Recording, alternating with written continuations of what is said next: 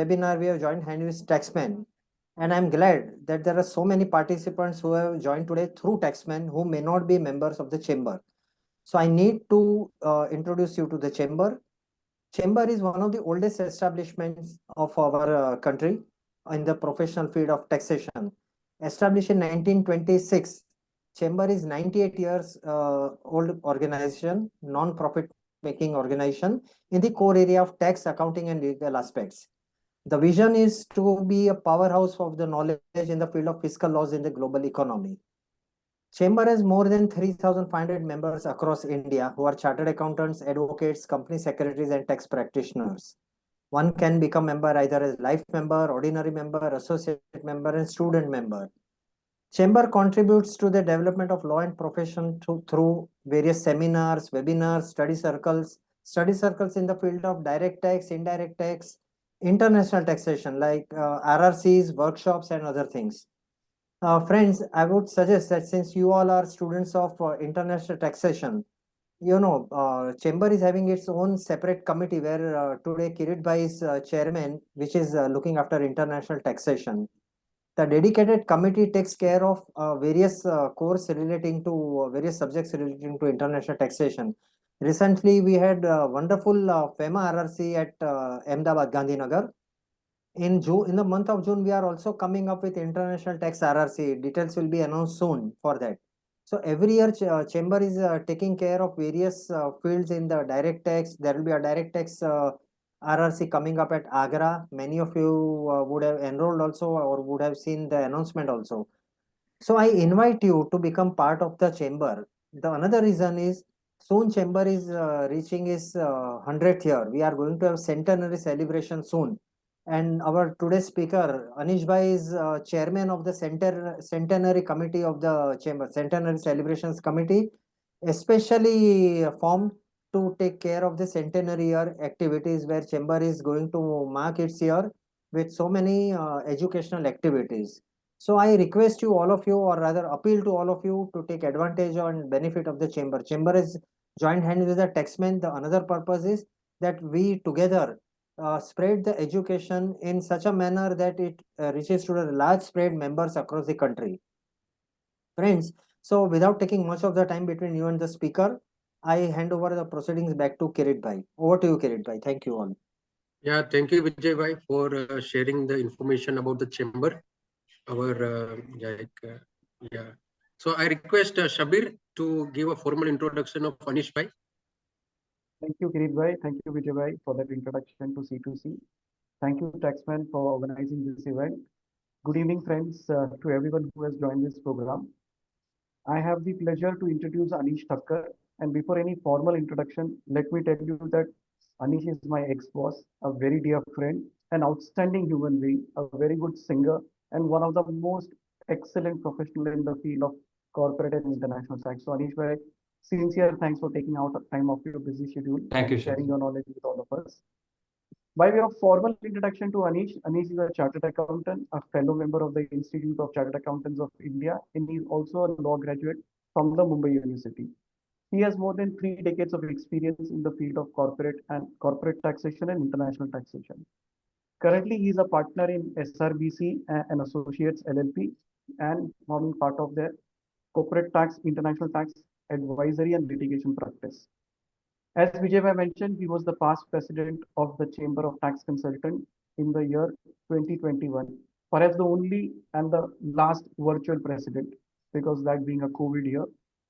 He is a very active member of the core group of both the Bombay Chartered Accountants Society and the Chamber of Tax Consultants. And Anish has written numerous articles in business magazine, professional journals, online portals. He has contributed numerous papers and he has been a voracious speaker on seminars and conferences, including of ICAI, BCS, CTC, IFA, and host of such other forums such as FICCI, CII, IMC, etc. He has also appeared on the television on business channels like CNBC, TV, Bloomberg, NDTV. Friends, on behalf of all of us, I can tell you that we could not have asked for a better speaker and a better topic today. So with those few words, I'm handing this back to Anish. Anish, the session is all yours. Thank you so much. Thank you very much, Shabir, for the kind words of introduction. Dhyanamoolam Gurur Murti, Puja Moolam Gurur Padam, Mantra Moolam Gurur Vakyam, Moksha Moolam Gurur Kripa, Om Shri Guruve Namah. Touching the Guru's feet and seeking Guru's blessings, let us begin this webinar. At the outset, let me express my sincere gratitude to the Chamber, as well as to Taxman and Nilesh Bhai in absentia for this webinar today. And it was Nilesh Bhai's very deep insistence that we need a webinar from you. And I said, okay, let's kind of, do it. So thank you very much, Nilesh Bhai. I know you're probably not there on screen, but, my deepest gratitude to you. Thank you, Vijay Bhai, again. Thank you, Kirit Bhai. Thank you, Shabir, Monica, and Kritika from Taxman. Kirit Bhai, I think, set the context correctly to say that the concept of beneficial ownership has become more relevant because hitherto what used to happen was that the tax rate for passive income like dividend, interest, etc., under the domestic law was 10%, right? Whereas treaties in some cases actually had a rate of more than 10%. And therefore, people used to offer the income under domestic law and be done with it. And there was really very little cause to look at beneficial ownership or any other concept as far as claiming of treaty benefits are concerned. We're all aware now that there are a number of conditions that a taxpayer has to fulfill before he actually starts claiming treaty benefit, in the sense that he has to also furnish a TRC, a form 10F. There are practical challenges, so on and so forth. That's not the subject of our discussion today, so we'll refrain from getting into that. But one of the important concepts of claiming treaty relief, particularly in respect of certain streams of income like dividend, interest, royalties, fees for technical services, is that the recipient has to be a beneficial owner of the income. And therefore, to understand what beneficial ownership is, it is important for us to delve into the concept itself, look at how the trends as far as establishing beneficial ownership have changed, and what is it that you need to do today to be able to establish whether a person who indeed is receiving income is the beneficial owner thereof or not. And the reason is that the payer also has a very stringent obligation of withholding of tax. And unfortunately or fortunately, the fact remains that today the consequences on a payer, if compliance is not done properly, are far higher than the consequences on the recipient. The recipient, for example, theoretically at least, does not have a risk of prosecution unless mala fide intention is established. Whereas as far as withholding tax is concerned, the way our law is structured is that though in theory a payer may not have that risk, unless again he is, or the department is able to establish mala fide. But fact of the matter remains that in practical instances, what we see is that prosecution is initiated pretty much without doing complete due diligence as far as the intention of the payer is concerned. So my submission is that the payer in fact has a lot to lose if he does not do his due diligence. And therefore, let us see what exactly does ownership mean. Let's first look at what is ownership. And if I go to what is ownership, common law, India being a common law country, says that an owner is somebody who just has the legal title. But if I look at how judicial precedent in the context of tax law has actually deviated from this, it will be interesting to see. Let's first travel down history a little bit. Let us look at pre-independence era. And let me take you to a Supreme Court decision called Rai Bahadur Jodhamal Kuthiala, which was decided in 1971. The citation is 82 ITR 650. Supreme Court decision. Facts of this case were that this Rai Bahadur was a refugee who had come from Pakistan. When he was in Pakistan, he actually owned half the share in a hotel, and he had bought this half share in that hotel along with an obligation to pay interest to the bank. And therefore, when he came here to India, what he did was he left the hotel back in Pakistan. Pakistan passed an ordinance to say that all the properties that were left behind by people who had fled to India vested in a custodian or an administrator of those properties. And that administrator or custodian had the right to take possession of the property, had the right to mortgage that property, had the right to earn income from that property, so on and so forth. All that this Rai Bahadur had was the title to that property. Now, if I go by pure common law, if that property were to fetch any kind of income, the Rai Bahadur would basically be the subject matter of taxation of that income. In the sense, he would be the assessee as far as the income was concerned. The income tax department actually thought exactly the same thing. And therefore, he was taxed in respect of the notional income. In those days, even income from house property was taxed on a notional basis like what we have today. So he was taxed on that notional income based on, annual letting value or whatever that computation was. And he said that, look, I have not received any money. I don't think I am going to be receiving any money. The hotel is left behind in Pakistan. I am not the person who has rented out the hotel. I am not anybody except for somebody who just holds the legal title. And therefore, I should not be subject to income tax on notional income of that property.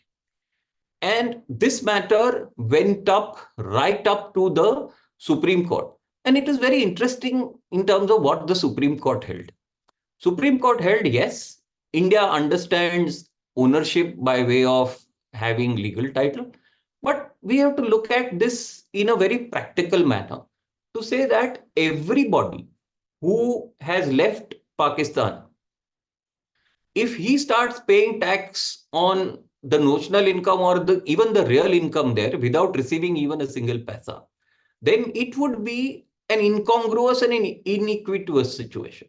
And therefore, Supreme Court held in that case that this Rai Bahadur cannot be subject to the income tax on the income from the notional, on that notional income from house property.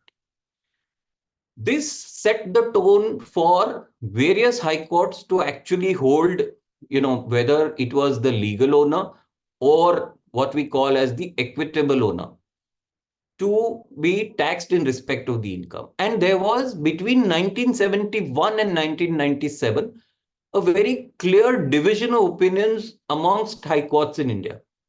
So there were high courts like Allahabad, Punjab and Haryana, Calcutta, which held that the decision of the Supreme Court in Rai Bahadur's case was correct. And therefore, the real person who had the real income or who had the right to receive the real income in his own right would be the owner of the property for taxation of income from house property. But there were Delhi, Bombay, and I think one Delhi, Bombay, and one more high court. I don't remember which. 3 high courts actually held no. It was only the holder of the legal title which was the subject matter of taxation. So this matter landed up once again in 1997 in the Supreme Court in a case called Podar Cement. Podar Cement was a case where there was a company which held 4 flats in a building in Nepean Sea Road called Silver Arc. And I think most of us would have seen that building when we would have passed, because that building still exists, right? That company did a smart thing, and this was before the amendment to, section 27, which came in 87. Okay, this was before that. This company said, I don't want to transfer title into my name, because ultimately the title holder, as far as Bombay was concerned, was the subject matter of tax. So I don't want to transfer the title. I will take possession. I will pay the money, but I will not execute a registered purchase agreement in my favor. And this matter again landed up in the Supreme Court. And there again, the same argument was taken as to what is ownership. Okay. And there the counsel for Podar Cement actually argued that, look, Indian jurisprudence recognizes only one thing, which is called ownership. It does not recognize dual ownership. And though the Western world does recognize dual ownership, Indian law does not recognize it. And therefore, since there is a decision of the Bombay High Court, the Delhi High Court, one more High Court, please follow that decision. And there were various arguments raised in the context of who was the owner and who was not the owner. In dealing with this, the Supreme Court actually came up with 4 tests that the Patna High Court had laid down in a case called Satya Properties, where again the same issue had come up before the Patna High Court. Patna High Court had actually held that the person who has the right to earn that income in his own right is the owner of the property. And therefore, I'm just reading a passage from the Supreme Court decision. In the meantime, it would not be irrelevant to go into the concept of ownership. What is ownership after all? Read from Roman law up to English law. At the present stage, medieval stage having been interspersed with different formulae, the position that now juristically emerges is this.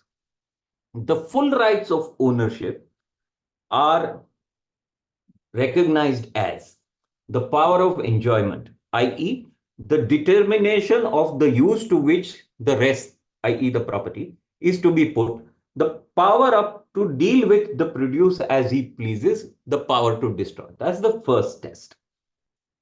Possession was the second test, which is the right to exclude others from the property. Third, power to alienate inter vivos or mortgage. And 4, the power to leave the property by will. So these were the 4 tests given by the Supreme Court in Podar Cement.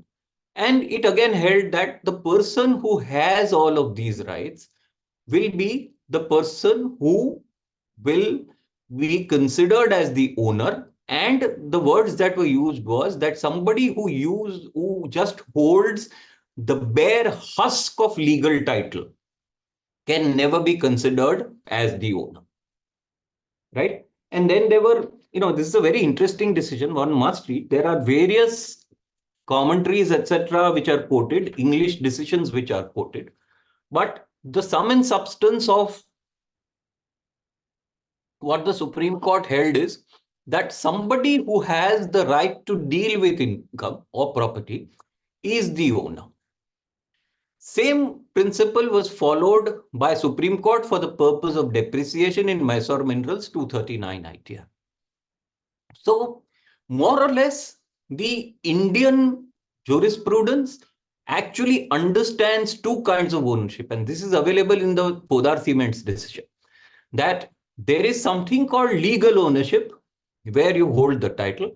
There is something called equitable ownership. This is a term which came out of English law, where what we consider similar to beneficial ownership is what is called equitable ownership. These 4 conditions that we just read out, the 4 tests that we just read out, are the tests of somebody who is an equitable owner. With this background, let us kind of move on to what the Western world understands. Now, as far as the Western world is concerned, and sorry, permit me to put my video off for a while. I will come back on when we do the question and answers. Now, the term beneficially owns really comes into play in 3 passive income articles, which is dividend, interest, and royalty FTS. As we all know, dividend, interest, and royalty FTS is all about allocation of taxing rights between the source country and the residence country. And if the recipient of that income is indeed the beneficial owner, then the source country agrees to give up part of its taxation rights to that income, which means that it taxes that income at a agreed lower rate. Now, of course, obviously, we all know that taxpayers use various intermediate structures to kind of take advantage of certain tax treaties. And we also are aware that the Supreme Court in Azadi Bachao very clearly said that, look, as far as treaty shopping is concerned, we will not allow it. But the whole point is that we will treat somebody who has a tax residency certificate as the beneficial owner. Be that as it may, let's come down slightly to history as far as model convention is concerned. First time this concept was introduced was in the 1977 model convention. And unfortunately, the term has neither been defined under any double tax avoidance agreement nor under the Income Tax Act.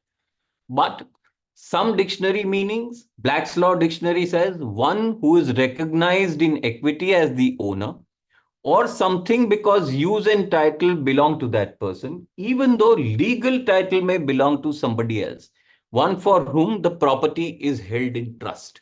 And again, this concept of trustee and beneficiary also finds place in Podar Cements, if you may read it, where the Supreme Court never went into the concept of trustee or beneficiary. It said that we don't need to go into this. Suffice it to say that the owner is somebody who enjoys the property to the exclusion of others. And that is exactly what Webster's Law Dictionary says. And Klaus Vogel actually defines it in a more elaborate manner to say that it is a beneficial owner is a person who is free to decide whether or not the capital or other assets should be used or made available for use by others, i.e. the right over capital, or how the yields from them, i.e. the income, should be used. That is the power to decide how to use the income or the power to decide both how the capital should be used and the income should be used. Very old decision, not very old, but a reasonably old decision of the Mumbai Tribunal, again, in the context of shares, said that a person who is, a person who is the beneficial owner of the shares when they are held by somebody else means that the registered owner is different from the beneficial owner, and the two can be different. And the concept of beneficial owner, as far as registered owner is concerned, when you are talking about ownership, it is the registered owner. Now, legal or beneficial ownership is something that, as we have seen painfully over the last 10 minutes, is not something that can be defined. But there are certain considerations that we've also seen. Important thing is that I may not be remotely the legal owner at all. I may be the beneficial owner of certain assets or certain income. And it is a fact-specific exercise to find out who indeed is the beneficial owner. And generally, what do you look at? if there is something or a structure which is formed for business consideration and not with the primary purpose of saving tax, the person makes independent decision with respect to the use of such income and assumes the risk associated with earning such income.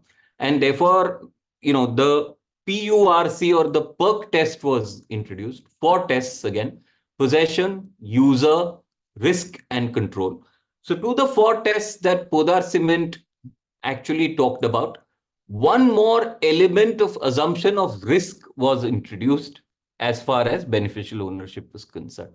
As we saw, applies to royalty, interest, fees for technical services. And as far as dividend is concerned, sometimes it is a quantitative test also, which can get prescribed for somebody to be treated as the beneficial owner. So it is either a quantitative test of holding of a particular percentage of the company's share, or a particular length of time for which that particular shareholding is held, or a combination of both. And some treaties do allude to some of these quantitative criteria. As far as interest royalty FTS is concerned, however, there are no such quantitative criteria that are prescribed. And therefore, one will have to go through the traditional tests of beneficial ownership in order to determine whether somebody is a beneficial owner or not. As far as we are concerned, we saw that the Supreme Court in Azadi Bachao Andolan said that, okay, somebody who holds a valid tax residency certificate in respect of dividend or interest, if he is a Mauritius person and he holds a valid tax residency certificate of Mauritius, is deemed to be the beneficial owner for availing treaty benefit in respect of dividend and capital gains.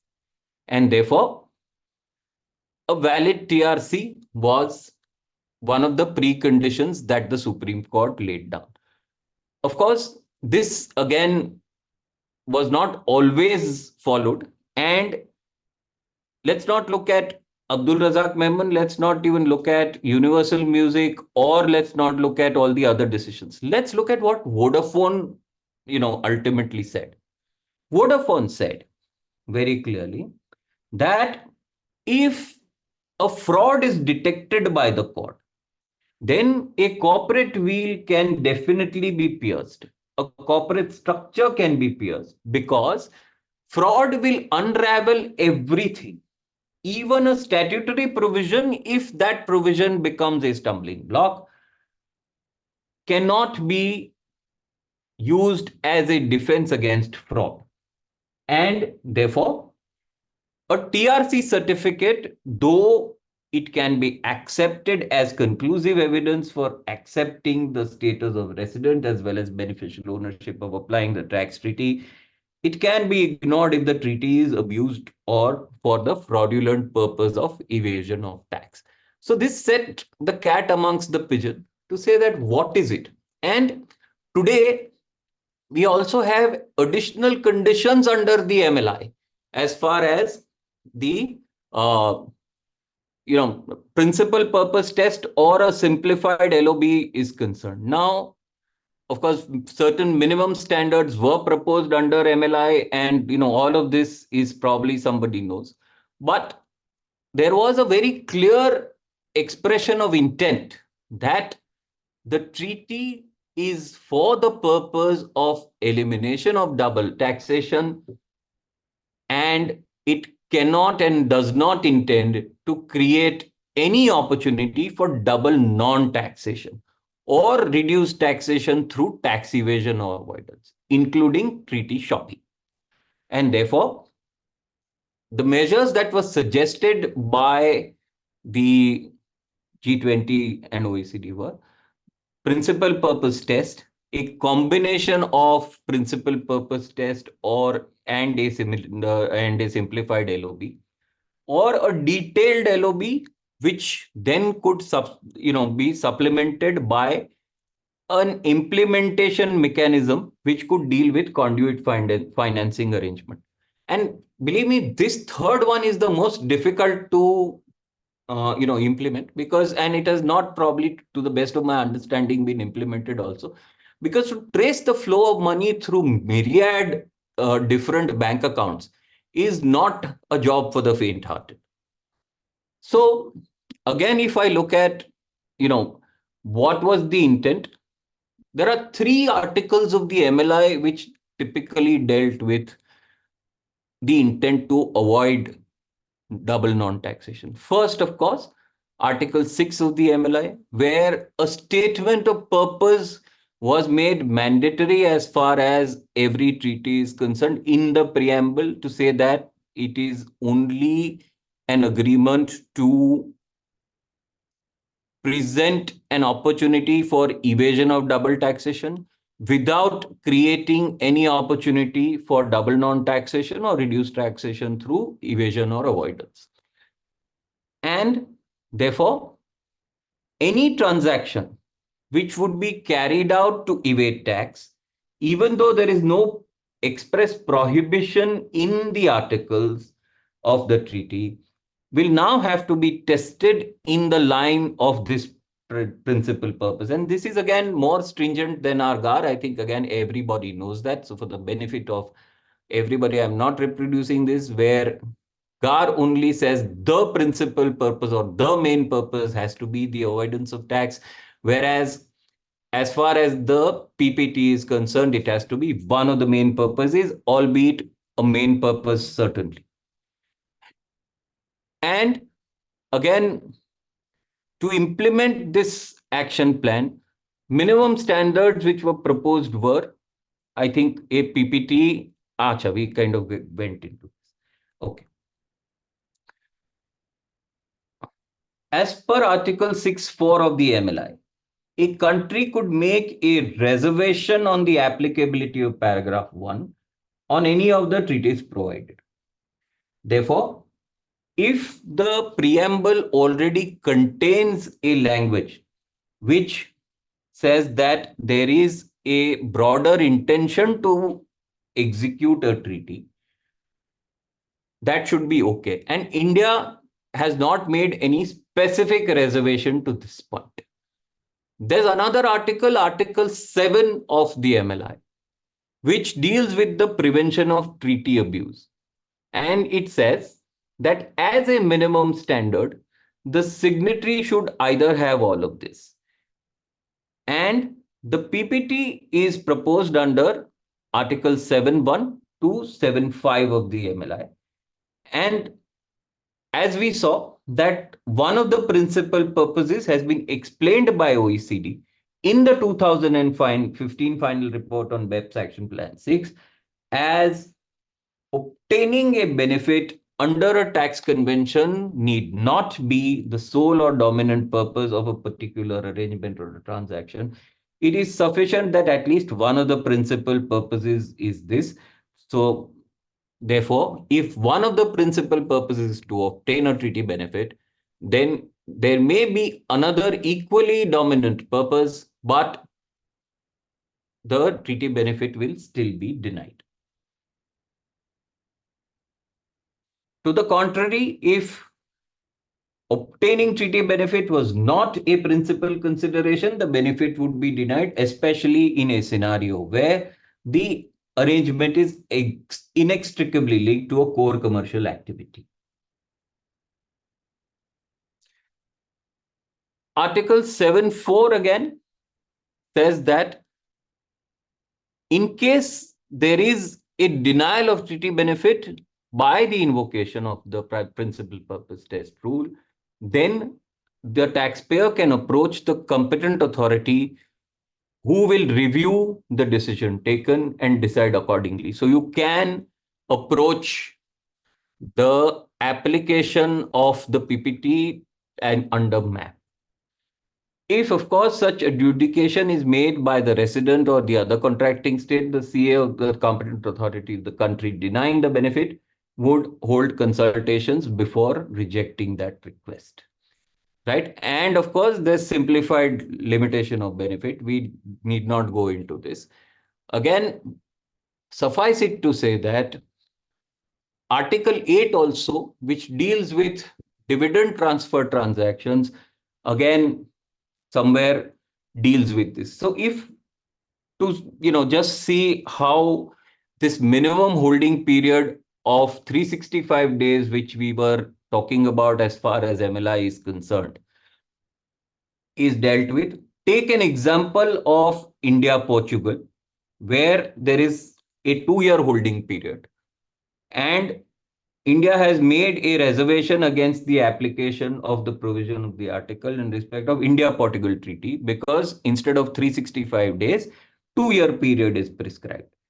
And India has notified this quantitative 365-day threshold in the treaties without making any specific reservations in Bangladesh, Belarus, Canada, Croatia, so on and so forth, up to Ukraine and Zambia. So as far as dividend is concerned, maybe you can get over with this as far as a quantitative analysis is concerned. But as far as other streams of income are concerned, you will have to actually make a fact-specific determination. In this context, let us first see how some other countries have actually dealt with this. Because, and why I started out with some of the older Supreme Court decisions that we have is that you will see that even the Western world somewhere seems to follow the same approach. And as far as we are concerned, how we cannot remain completely isolated from the precedent of what is happening in the other countries, as well as what is provided now under MLI. Because beneficial ownership cannot be taken to be a standalone concept. It cannot be just regarded as the sole test for determining as to whether treaty benefit is actually going to be available to a non-resident taxpayer or not. That would, I would believe, be something which would be an incomplete exercise. And therefore, one would have to look at all of these aspects together. Let's look at a few foreign decisions to understand. Now, first, obviously, and most famous was Indofood, where ultimately, there was a contract dispute where a hypothetical situation had to be analyzed by the UK court. The UK court had to actually interpret Indonesian tax law as potentially modified by the Indonesian Indonesian to Netherlands DTAA to determine whether a party to the contract took sufficient measures to avoid taxation or not. So there was an Indonesian company which issued bonds through a Mauritian subsidiary company special purpose vehicle under the India-Mauritius Treaty. The tax deduction on interest was to be done at a concessional rate of 10% against domestic withholding rate of 20%, pretty much similar to what we have today. Interest payments from the SPV to the bondholders were not subject to withholding tax in Mauritius. So this SPV could then pass on the benefit of this reducing tax withholding to the bondholders directly. The terms of the bond actually had a clause that if the Indonesian withholding went above the 10%, no reasonable measure could be found to avoid the increase, then the Mauritius SPV could redeem the bonds. So what happened was that subsequent to the issue of this bond, the Indonesian government actually terminated the tax treaty with Mauritius. Therefore, what happened is that the rate of TDS increased to 20%, which was to be borne by the Indonesian company. Now, the Indonesian company obviously, had a clause that it could probably, redeem the bonds. And therefore, where the proposal to set up a Netherlands company was brought up, the Indonesian tax authorities thought that it was the Indonesian company which was the ultimate beneficial owner and denied the application of the Netherlands-Mauritius Treaty. And what happened was these were the structures, the actual structure and the hypothetical structure. And what did the Court of Appeal in England hold? Court of Appeal in England held that the Netherlands company would not qualify as the beneficial owner because beneficial ownership is to be interpreted in the context and in the light of the purpose and the object of the treaty. The international fiscal meaning of beneficial ownership is to be followed rather than any narrow technical or domestic law interpretation. And the most important thing is that the beneficial owner is a person who has the full privilege to benefit directly from the income. Intermediary or conduit person or company that simply lent its name for the funds collected under the same condition cannot derive any direct benefit from the interest and therefore has hardly the full privilege needed to qualify as the beneficial owner. So that was the decision as far as Indo Food is concerned, that if you interpose an entity, nothing would happen. The next and most famous case was Prevost. Now, Prevost was a case where there was a Canadian company. It paid dividend to a Netherlands holding company, which was its parent. Here we can see it, right? The Prevost Car Inc. is Canada. It was paying dividend to Prevost Holding BV, which is the Netherlands company. The shares of Prevost Holding BV were owned by Volvo AB Sweden and Henley's Group UK.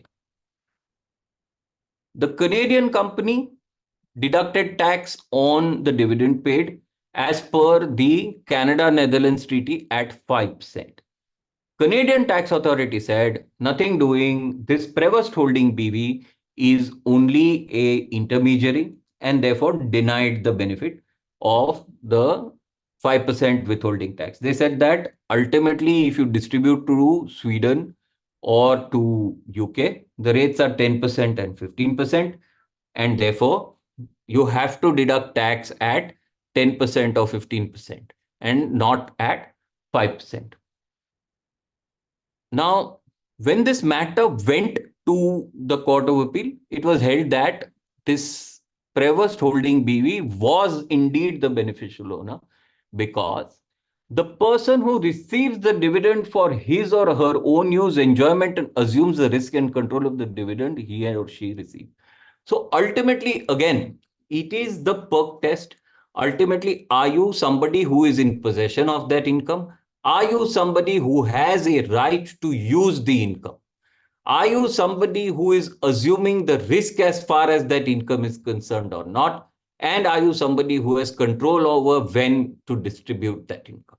And therefore, in a way, possession, use, risk, control, all of this means that I must be able to, as the Supreme Court held in Podar Cement, enjoy this property to the exclusion of others, to the extent that I must have the right to even destroy the property if I want without doing anything with it.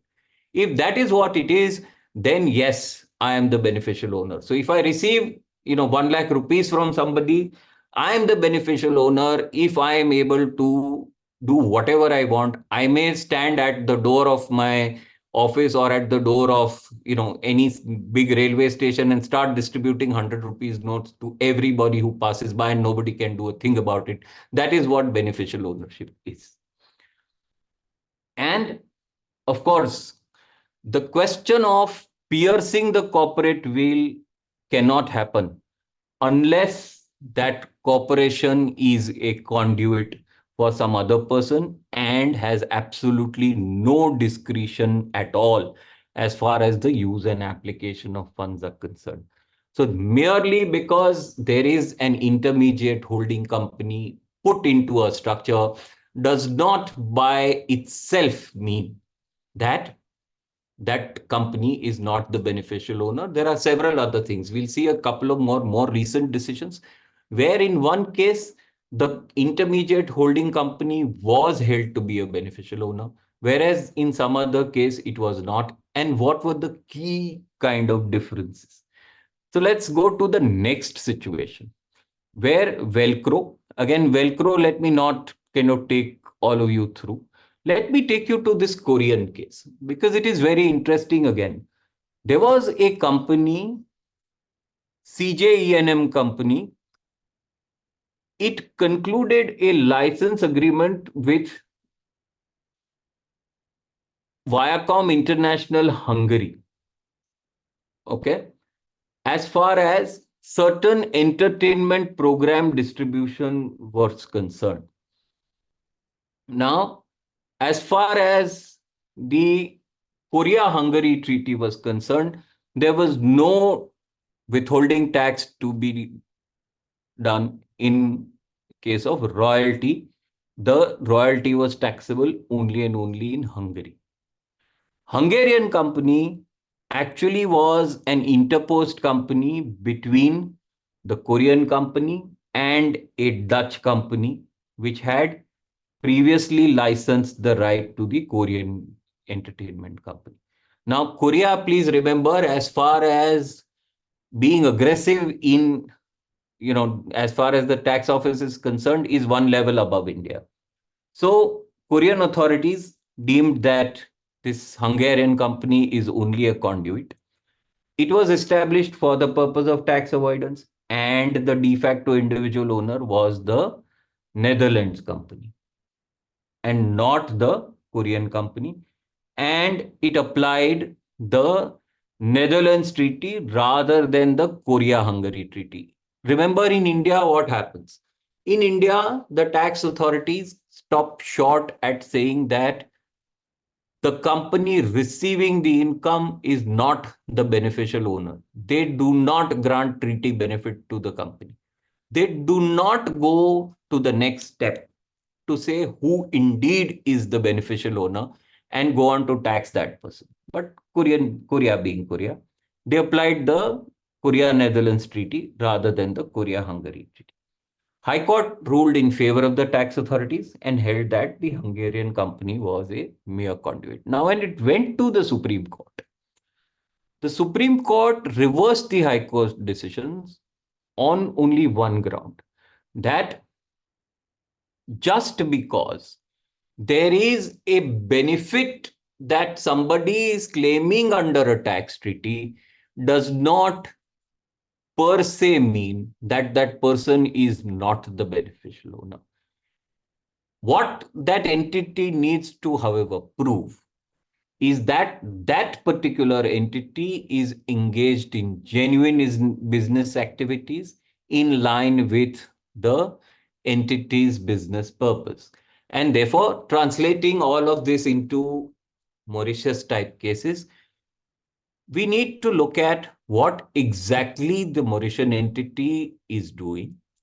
Why was it established? What has it done throughout the years? And we're dealing with certain assessments today where very micro level questions on capital gains exemption are actually being asked, to the extent that what was the exact correspondence between you and your advisor when you decided to form the Mauritius company?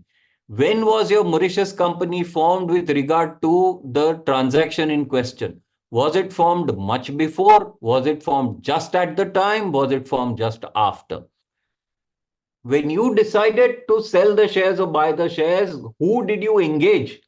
What sort of opinions did you take? What sort of due diligences were done? So the level of questioning today, as far as treaty substance is concerned, in Mumbai at least, has been another level. And therefore, one has to be very careful. Coming back to our Korean case, Supreme Court actually decided that treaty benefit should be given to the Korean company because it did not bear any legal or contractual obligation to transfer the royalty income to the parent, and therefore it was the beneficial owner and had the ability to manage and control the license right that gave rise to the royalty income, and therefore there should again not be any general anti-avoidance rule that should apply. So it is always a fact-specific exercise that one will have to do as far as establishment of beneficial ownership and with it a related test to find out what is the substance of the entity receiving the. Now let's look at the Profi case. Now Profi was a case where there was a Dutch company which granted loans to various private limited companies of the group. In this case, the recipient of this loan was a Bulgarian company. And of course, the Bulgarian company's capital and the Dutch company's capital was owned 100% by another group entity which was based in the Netherlands. Okay. Again, under Bulgaria Netherlands DTAA, there was no withholding tax as far as interest payments were concerned, and therefore there was no withholding tax done. What was the allegation of the Bulgarian tax authorities? That this Dutch company, which is Profi Funding BV, did not have any funds. It did not engage in any real economic activity and acted only as an intermediary companies for obtaining loans and transferring them to various related companies. Dutch company did not have any free funds. Funds were routed through Netherlands instead of directly by Cyprus. If that would have been received from Cyprus and interest would have been paid, there would have been a 7% withholding. So the administrative court of Belgium, that is Sofia, said that, look, routing of the funds was part of the strategic initiative of the group. And therefore, if I set up an entity to act as an intra-group financing entity, that itself cannot lead to an ipso facto conclusion that that entity is not the previous owner. Interest rate on loan, which was granted by the Dutch company, granted to the Dutch company by the Cyprus company, was lower, and therefore there was certain profit which was retained by the Dutch company. There was no restriction on the Dutch company's right to dispose of the income freely for about 10 months. So factually, it found that the money actually lay with the Dutch company for about 10 months. And the Dutch company bore the risk of loan activity because of non-fulfillment of the taxpayer's obligation. And therefore, it reversed the lower court's, the tax authority's decision. Matter went up to the Supreme Court. And see, sometimes what emerges. Now, there was a reversal of decision by the Bulgarian Supreme Court, which said that, look, my capital of this Dutch entity is only €100, and my book value of the asset, which is actually the receivable from the group companies, almost coincides with the liability to the Cyprus entity. So therefore, my balance sheet otherwise is flat and there's only €100 of capital. That's point number one. Point number two, my interest income that I get from group companies almost coincides with the interest expense to the Cyprus entity. And if I were to use this interest income that I receive from my group companies for any purpose other than paying off the interest, then the obligation of the Cyprus entity, obligation to the Cyprus entity will not be possible to be fulfilled because I have no other money at all. So whatever money I get from the group companies, I typically transfer to the Cyprus company by way of interest. I keep a small margin for my operating expenses and a small profit. But God forbid, if there were to be some emergency, some catastrophe where I would need to make a large payout, then I would default in terms of my obligation to the Cyprus company. This is not compatible with the strategic initiative to set up a company for intra-group finances, because ultimately there is no security for the Cyprus company's loan other than whatever I have given to the group companies. So I borrow in an unsecure fashion. I lend in an unsecure fashion. I have no cash surplus and I have a capital of only 100 euro. Third, my Dutch entity did not have any economic substance as the interest income was entirely used by paying for paying the interest to the Cyprus entity. And the balance was used for operating expenses. And therefore, the risk also of default, right, lay with the Cyprus entity and not the Dutch entity, because the Dutch entity would actually throw up its hands and tell the Cyprus entity, Baba, I am not able to pay. So this is how the Western world also looks at it. Compare it with something that we have typically seen many clients do.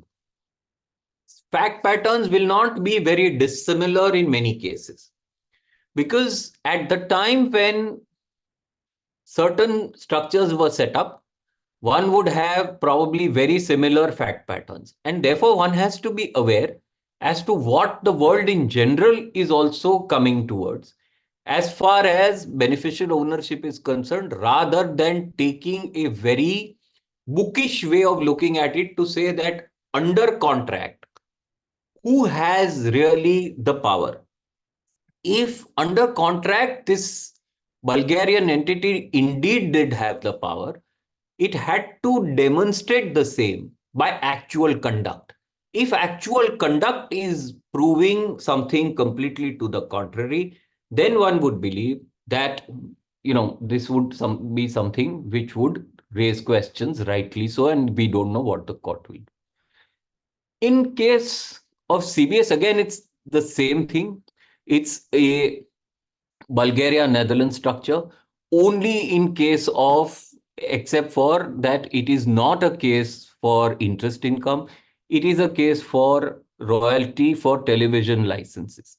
Now, there was a company called CBS Netherlands, which was a subsidiary of another CBS company of Netherlands, and ultimate owner was CBS USA. CBS is a big TV channel in the USA. This Netherlands company entered into a telecom license contract with Fox, another big TV channel. And Fox's entity was based in Bulgaria. This entity received royalty for granting television license for distribution of television program. Fox Bulgaria paid royalty and withheld tax under domestic law. This taxpayer claimed refund of these taxes by invoking Article 12 of Bulgaria-Netherlands Treaty, which said that, again, no TDS needed to be done. Okay. Again, replay some of our cases where we say that, okay, payer will deduct tax as far as a conservative measure is concerned. In this case, tax authorities held that the taxpayer is not a beneficial owner because the majority of the taxpayer's income is distributed to the owner, which is CBS Corporation. CBS Corporation assumes the risk of the development of the content.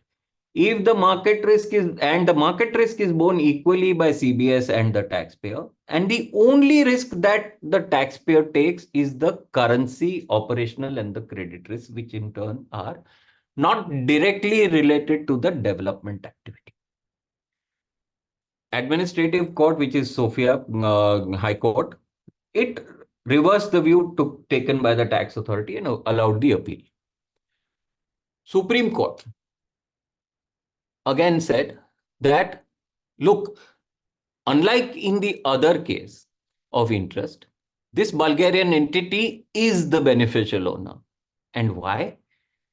The income which is derived is from the activity of granting rights under television license contract, corresponding to which there is a risk identified in the transpricing documentation. Development risk, market risk, currency risk, operational risk, credit risk.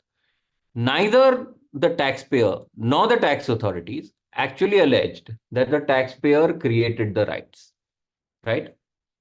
the tax authorities also did not deny that the taxpayer had a right to grant Fox Bulgaria to use the copyright, in return for which it received a consideration on which there was a withholding tax levied. Taxpayer was not a company for the channelizing of income. It was not controlled by a person not entitled to the treaty. Remember, the ownership was another Dutch entity. Just because it is part of a CBS group and there is control of CBS USA does not mean that the holding company is not not the person who controls. There are no sources of information that the control on the taxpayer is exercised by CBS USA. The administrative court again said that the taxpayer in this case had capital and assets and people, and a comparison of figures in 16 and 17, this is a case of 17, showed that the taxpayer's employee, office, and profits were increasing. And therefore, it was not a company that did not have any substance at all. And the last one, the existence of control over the rights from which the income was earned is indicated by the content of the contracts, which provide for penalty for non-performance, and Fox's Bulgaria's obligation was to submit monthly performance reports also. And therefore, it said that nothing doing, this is what it is. We will skip the case studies for want of time and we will come back to them. But basically, there are certain case studies which I have put, the presentation will be available to you, where certain hypothetical situations are there. The principles that we're taking are the same. Let's come to as a contrast or as a similarity, as we may decide, recent Indian decisions which deal with the concept of beneficial ownership. Let us first look at Golden Bella. And we're all aware, this is not a very recent decision, but the taxpayer was a Cyprus holding company, held a valid TRC from Cyprus, subscribed to compulsorily convertible debenture of an interest of an Indian company. The interest from this was offered to tax at 10% under India-Cyprus DTAA Article 11. Taxpayer applied for CCDs on his own account, utilizing a portion of its own share capital and interest-free shareholder loan obtained from its immediate shareholder.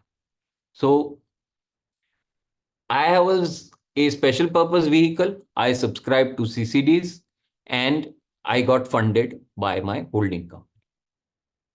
AO denied treaty benefit, saying that I was not the beneficial owner. And what was the reasoning of the AO? That the investment made in the Indian entity is a back-to-back loan, right? That it used a shareholder loan raised from its immediate shareholder to invest into that Indian entity. And therefore, it didn't come out of capital. Taxpayer was acting as a mere conduit for passage of funds between the taxpayer's immediate shareholder and the Indian entity. The taxpayer had, this is again very standard nowadays, outsourced its corporate secretarial and management function to an institutional service provider in Mauritius, and it did not carry out any activity, in Cyprus, and it did not carry out any business activity in Cyprus. It was just a nameplate company.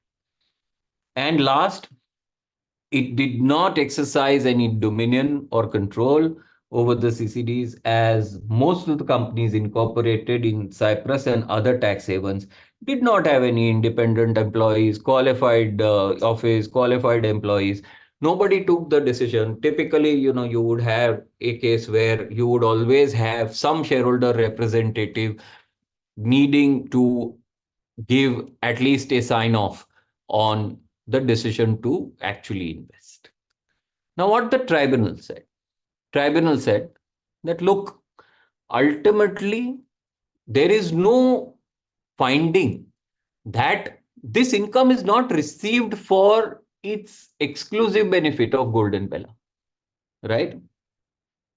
The mere fact that the investment was made by using a portion of interest-free shareholder loan and share capital does not really affect the status of the shareholder or beneficial owner of the interest income in any manner. Because ultimately, whatever I borrow or whatever I receive as capital is an independent decision of me receiving the interest income. Of course, the reliance was also placed on the 2007 OECD commentary to hold that para 10.2 of the OECD commentary on Article 11, interest of moderate tax inflation may be referred to appreciate the meaning of beneficial owner, and the same provides that where the recipient of interest does have the right to use and enjoy the interest unconstrained by a contractual or legal obligation to pass on the payment received to any other person, the recipient is indeed the beneficial owner. The mere fact that the CCDs were funded using monies by the taxpayer from the immediate shareholder does not make this transaction a back-to-back transaction. The taxpayer had absolute control over the funds. And the taxpayer fully assumed and maintained foreign exchange risk, etc. So the lower authorities actually had failed to prove that the taxpayer did not have exclusive possession and control over the interest income. And therefore, the question was that the taxpayer was the beneficial owner, as it was free to use the interest income as it's pleased at its sole and absolute discretion, unconstrained by any contractual, legal, or economic arrangement. Right? That was Golden Bella. Now in J.C. Bamford, again, there was a company which was incorporated and was a tax resident of the UK. There's another group company, JCBE, which was also incorporated under the laws of UK. JCBE entered into an agreement with an Indian group company to license know-how and related technical documents containing all the drawing, design, etc. So there was a sub-license agreement whereby the license was to be commercially exploited by JCB India, as was done earlier, but royalty for such users was to be paid by JCBI to the assessee, which was to pass on 99.5% of the same to JCBE. And again, the same question of beneficial ownership was there. And it said that since there were seconded employees, which furnished services including managerial services of more than 90 days, the AO rightly concluded that there was also a service fee. Now, problem was that in this case, if you see, there is a clear obligation to pass on 99.5% to somebody else. In such a situation, obviously, you will have this challenge. So ultimately, our main question of coming to our cases of Blackstone, etc., that do you really require, and I know that Blackstone is a matter of debate before the Supreme Court, and it's likely to come up in the next month. So we will, with all due respect and all bated breath, wait for the Supreme Court to decide. But question is, does it require beneficial ownership to be able to substantiate that capital gains are indeed to be taxed or not taxed in the hands of a particular entity? Because there is no specific wording in the capital gains article as far as beneficial ownership is concerned. And two schools of thought, as we know, and we also know what the Delhi High Court in this one was Blackstone was kind of said, which was also followed by the Bombay High Court in Bid's case, and said that, look, ultimately, you can't read anything into a treaty. If there is specific language into a treaty that requires beneficial ownership, then you look at beneficial ownership. If there is nothing that requires beneficial ownership, you don't look into beneficial ownership. But the whole point remains is that is beneficial ownership required to be looked at in isolation?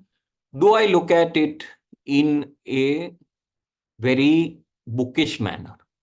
The answer to that, and in my personal view, is that in today's day and age, substance and concepts which are legal in nature cannot be divorced from each other.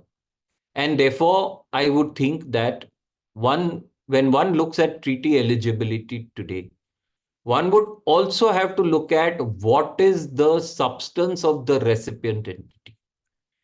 And if one finds that there is indeed substance in that recipient entity, then in my view, there should be no question of raising a beneficial ownership issue as far as that recipient entity is concerned. I would personally think that to just raise an argument that this entity, is not regarded as the beneficial owner, I don't require to prove beneficial ownership as far as capital gains is concerned, is a little risky because it says capital gains derived. Now, the real meaning of the word derived is it is to be received by somebody who has the right to receive it, which comes back to our old issue of what is ownership. I indeed have to be the owner, and I have to indeed display the characteristics of ownership as far as the receipt of income is concerned. I have to go back to what the Indian Supreme Court has held over a period of time. I have to look at whether I only have the bare husk of legal title. If I only have the bare husk of legal title, maybe I may still, even under domestic law, not qualify to be the owner. And therefore, I would think that ultimately, beneficial ownership, equitable ownership, everything really is, in a way, interlinked. And one will have to look at substance rather than the legal form. With that, let me stop here and let me turn the floor for questions, turn to the floor for questions. Thank you very much for a very patient hearing, and thank you very much for allowing me to speak for this time. Thank you.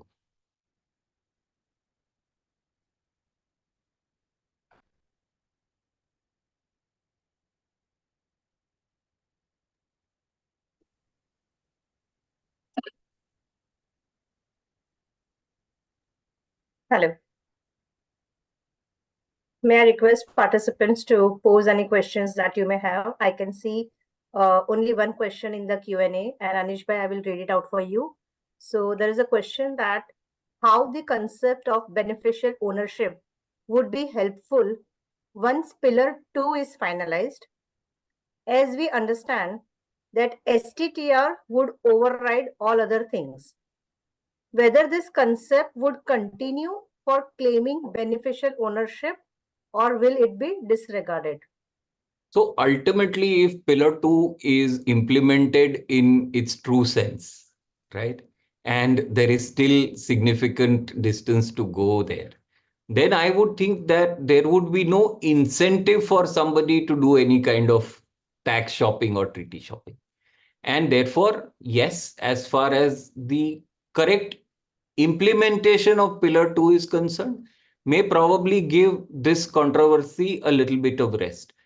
Because there is no question of treaty shopping or claiming a lower tax benefit. But remember what the tax office in India does. The tax office in India does is say that you are not the owner, I will give you no benefit of the treaty. If you do claim treaty benefit, and even though you as an entity or you as a group may pay a particular tax across jurisdiction, as far as the legal entity concept is concerned, if you are found wanting in terms of beneficial ownership, the treaty benefit can definitely be denied. Thank you, Anish bhai. May I request participants to ask any more questions if you have?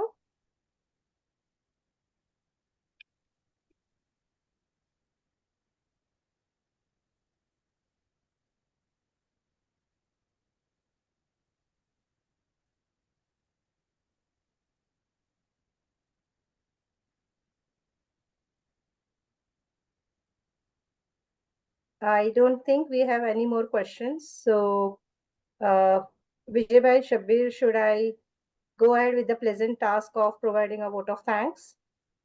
Yeah. So, Anish bhai, it was a complete delight for all of us to understand the concept of beneficial ownership right from the scratch, going back to Supreme Court's ruling way back in Podar Cements and even before that. Also understanding various international case laws. You took us with more than 5 case laws internationally and how international courts have interpreted the concept of beneficial ownership. Very importantly, the last comment which was provided by you, whether we can look at the concept of beneficial owner as far as capital gains is concerned or not. And you threw the light that the wordings mentioned is capital gains derived, and how to interpret the meaning of the word derived is the one who is beneficially entitled to receive that income. So this was a very, very insightful inputs, Anish, and we would await to see how Supreme Court would indeed look into this particular matter in the upcoming month.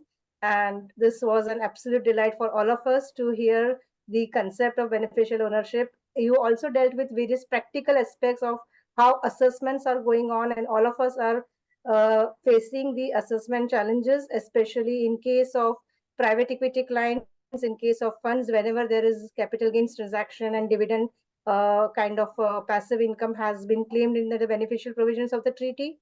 With MLI coming into picture, you also explained us that how interplay MLI will have, okay, what do you mean by principal purpose test, SLOB, and what kind of implications it could have on the beneficial ownership as a concept.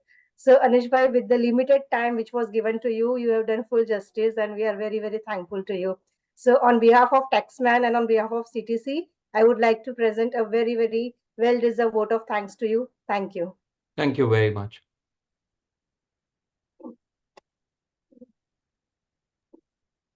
Thank you, Anish bhai. Thank you, Anish bhai. I think we hand this back to Taxman team. Yes, we hand it back. Thank you. Thank you, Taxman. Thank you, Speaker, for your outstanding presentation and a clear and concise explanation of the subject matter. We greatly appreciate the effort that you have put into making this session a success. I would also like to thank the participants for their cooperation and contribution. We could have not done it without you. Although we have attempted to address the queries raised during the session, please feel free to send any additional queries in writing to sales@taxman.com. Thank you all again. We look forward to presenting another vital topic to you soon. Until then, take care and have a wonderful time. Thank you. Thank you all. Thank you all. Thank you. Everyone.